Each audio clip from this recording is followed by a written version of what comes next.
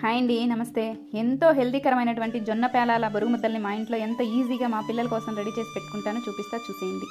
ముందుగా అయితే మనం ముడిసరుకు అనేది ఏవి అయినా కానీ బయట నుంచి తెచ్చుకున్నప్పుడు వాటిని శుభ్రంగా కడిగి రాళ్ళు అట్లా ఏం లేకుండా నీట్గా ఇలా కడిగి ఎండబెట్టుకొని స్టోర్ చేసుకుంటే మనకి ఎక్కువ రోజులు పురుగు అనేది పట్టకుండా నీట్గా ఉంటుందన్నమాట.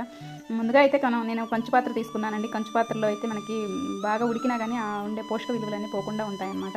2 అద్దలు అయితే తీసుకున్నానండి. పేలపిండికి కూడా ఇలా ఒక 10 నిమిషాల పాటు 5 నిమిషాలు కానీ 10 నిమిషాలు కానీ ఉడికించుకున్న తర్వాత వాటిని ఇలా చిల్లుగా వాటర్ అంతా తీసేసిన తర్వాత ఇలా ఎండలో పెట్టుకుని 2 అవర్స్ పాటు ఎండ పెట్టుకోవాలండి. తర్వాత ఇలా అదే పాత్రలోనే కొంచెం ఒక కొబ్బరి వేసుకుంటూ ఇలా పప్పు గుర్తు తిప్పుకుంటూ ఉంటే మనకి బొడుగులు అనేది స్టార్ట్ అవుతాయండి. మూత పెట్టేస్తే లోపలంతా కూడా ఒక పెద్ద ప్రపంచ యుద్ధమే స్టార్ట్ అవుతుందని అలా అయిపోయిన తర్వాత ఇలా స్లో అయిపోతాయి అనమాట. అప్పుడు మనం పక్క డీస్లోకి పోసుకుంటాం అనమాట.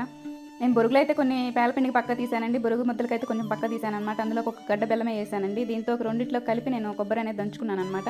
ఇందులో కొంచెం ఆ గడ్డ బెల్లంలో కొంచెం వాటర్ వేసి ఇలా బాగా దగ్గరుండి ఇట్లా చేసుకున్నాను అనమాట. కొంచెం బాగా తీగ పాకం కాకుండా కొంచెం ముదురు పాకమే రావాలన్నమాట. మనకు గట్టిగా ముద్ద అనేది రావాలంటే కొంచెం గట్టి పాకం రావాలన్నమాట.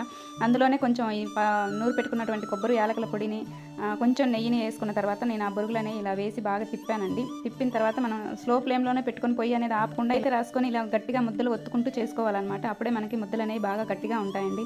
ఇంత మంచి హెల్తీ ఫుడ్ని మీరు కూడా ప్రిపేర్ చేసి మీ పిల్లలకి పెట్టారంటే మీ పిల్లలు బయట ఫుడ్ని పూర్తిగా అవాయిడ్ చేస్తారనమాట.